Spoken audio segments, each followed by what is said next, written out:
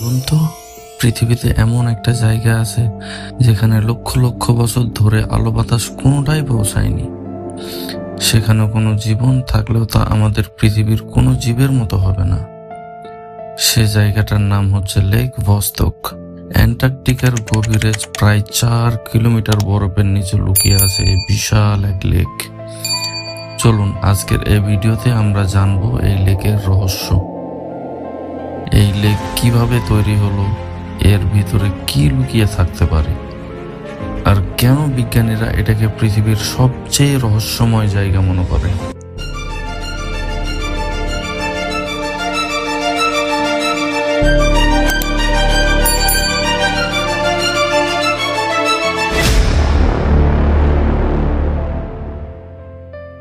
Lake Vostok পৃথিবীর সবচেয়ে বড় সাবগ্লেসিয়াল লেক।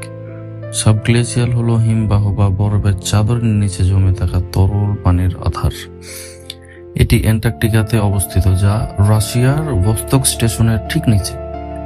এর দৈর্ঘ্য প্রায় 240 কিলোমিটার, প্রস্থ প্রায় 50 কিলোমিটার, আর পুরোটা চাপা পড়ে আছে প্রায় 4 কিলোমিটার বরফের নিচে। এটা পৃথিবীর 16তম বৃহত্তম লেক। এবং মজার বিষয় হলো, অ্যান্টার্কটিকাতে তাপমাত্রা প্রায় 89 ডিগ্রি সেলসিয়াস পর্যন্ত নেমে যায়। এখন আপনার মনে প্রশ্ন আসতে পারে, এত ঠান্ডার মধ্যেও পানি তরল হয়ে থাকে কেন, জমে যায় না কেন, যেমনটা অ্যান্টার্কটিকার বাকি 98% পানি অবধি জমে থাকে? আসুন জেনে নেওয়া যাক এর কারণ। উপরের বরফের বিশাল চাপ এবং নিচে পৃথিবীর ভেতরের তাপ, যাকে বলা হয় জিওথার্মাল হাইট, ফলে পানির তাপমাত্রা -3 ডিগ্রি হলেও এটি তরল থাকে। এবং সবচেয়ে ভয়ঙ্কর বিষয় হলো, এই লেক প্রায় 2,50,00,000 বছর পুরনো। তার মানে এই পানির সাথে পৃথিবীর বাইরের কোনো যোগাযোগই নেই। এটা যেন এক টাইম ক্যাপসুল। এখানে জীবন থাকলেও তারা সম্পূর্ণভাবে আলাদা বিবর্তিত হয়েছে। এখন প্রশ্ন হচ্ছে, এখানে কি আদেও কোনো জীবন আছে? বিজ্ঞানীরা ধারণা করছেন যেখানে সূর্যের কোনো আলোই নেই সেখানে জীবন বাঁচবে কিভাবে। কিন্তু 2012 সালে কিছু ডিএনএ পাওয়া যায়, যার মধ্যে কিছু অজানা ব্যাকটেরিয়া ছিল। তবে সমস্যা হলো, এগুলো হচ্ছে কন্টামিনেশন হতে পারে, যা হচ্ছে আর্সেনিক দূষণ, শিল্প বর্জ্য ও খাদ্য জীবাণু। তাই এখনো নিশ্চিতভাবে কিছু বলা যায় না। এবং লেক ভস্টকের ভিতরের পরিবেশটা অনেকটাই অস্বাভাবিক। যেমন, এই জায়গাটা সম্পূর্ণ অন্ধকার এবং এখানে অক্সিজেনের মাত্রা অনেক বেশি। উচ্চ মাত্রার কারণে ফুসফুসের ক্ষতি হতে পারে, যেমন কাশি, বুক ব্যথা, স্নায়ুতন্ত্রের সমস্যা, খিঁচুনি, মাথা ধরা এবং দৃষ্টিশক্তির পরিবর্তন হতে পারে। এটা পৃথিবীর সবচেয়ে এক্সট্রিম এনভায়রনমেন্ট হতে পারে। এবং সবচেয়ে ইন্টারেস্টিং ব্যাপার হলো, বিজ্ঞানীরা মনে করেন লেক ভস্টক জুপিটার গ্রহের এক চাঁদের মতো, যার নাম ইউরোপা।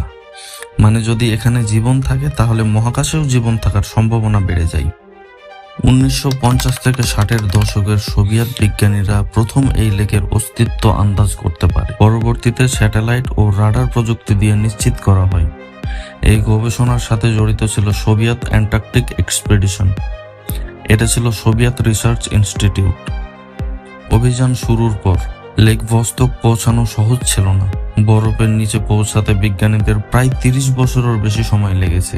মূল অভিযান পরিচালিত হয় ভস্টক স্টেশন থেকে, এবং সবচেয়ে বড় চ্যালেঞ্জে ছিল 4 কিলোমিটার বরফ ড্রিল করা, লেকের পানিকে দূষণ মুক্ত রাখা এবং -80 ডিগ্রি সেলসিয়াস তাপমাত্রায় কাজ করা। বরফে ড্রিল করার সময় কেরোসিন ও বিশেষ তরল ব্যবহার করা হয়েছিল, যাতে গর্ত বন্ধ না হয়ে যায়। অনেক বিজ্ঞানীরা ভয় পেয়েছিলেন যদি লেকের প্রাচীন পরিবেশ নষ্ট হয়ে যায়, কারণ এই লেক প্রায় 15 থেকে 20 মিলিয়ন বছর ধরে বিচ্ছিন্ন। আবিষ্কারে কি পাওয়া গেছে? 2012 সালে বিজ্ঞানীরা অবশেষে লেকের পানিতে পৌঁছান এবং সেখান থেকে কিছু অজানা ব্যাকটেরিয়ার ডিএনএ পাওয়া গেছে এবং চরম পরিবেশে বেঁচে থাকার জীবন সম্ভাবনা পাওয়া গেছে। কেন এই অভিযান গুরুত্বপূর্ণ? পৃথিবীর প্রাচীন পরিবেশ বোঝা, এক্সট্রিম লাইফ সম্পর্কে ধারণা এবং মহাকাশ গবেষণার নতুন দিক পাওয়া। রহস্য এখনো বাকি। এখনো কেউ সরাসরি লেক ভস্টক এর ভিতরে ক্যামেরা পাঠাতে পারেনি। নিচে কি আছে পুরোপুরি অজানা। সম্ভবত অদ্ভুত কোনো জীব, সম্পূর্ণ নতুন ইকোসিস্টেম, অথবা শুধু নিস্তব্ধ অন্ধকার পানি।